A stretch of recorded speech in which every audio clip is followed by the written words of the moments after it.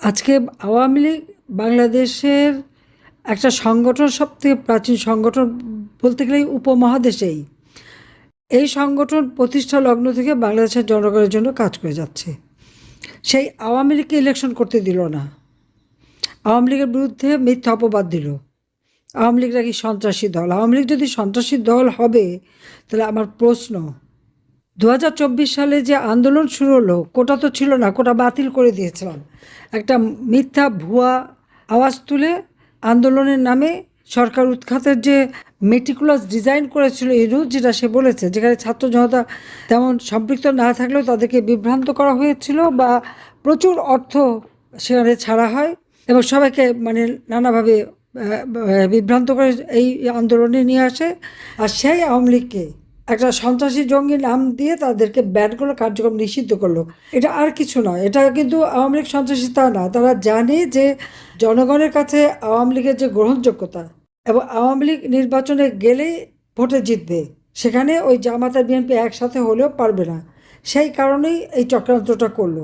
আওয়ামী লীগ যদি সন্ত্রাসী হয় আর সব হত্যা যদি আমরা করে থাকি, আমার প্রশ্ন, ওই বিশ্ব বাটপার সুদখোর ইউনূস বা এই তারেক, জামাত, এরা সব মিলে যে চক্রান্তটা করলো, এবং যারা তাদের মদতদাতা, বিশ্ব রাজনীতির সাথে যারা জড়িত, যারা এদেরকে উৎসাহ দিল, তাদের কাছে আমার প্রশ্ন, গণতন্ত্রের কথা বলা হয়, মানবাধিকারের কথা বলা হয়, জনগণের অধিকারের কথা বলা হয়, তাহলে 2024 সালের 15ই জুলাই থেকে যতগুলি হত্যাকাণ্ড ঘটেছে, যতগুলি অগ্নিসন্ত্রাসে সরকারি সমস্ত সম্পদ ধ্বংস হয়েছে, তাদেরকে কেন দায় মুক্তি দেওয়া হলো?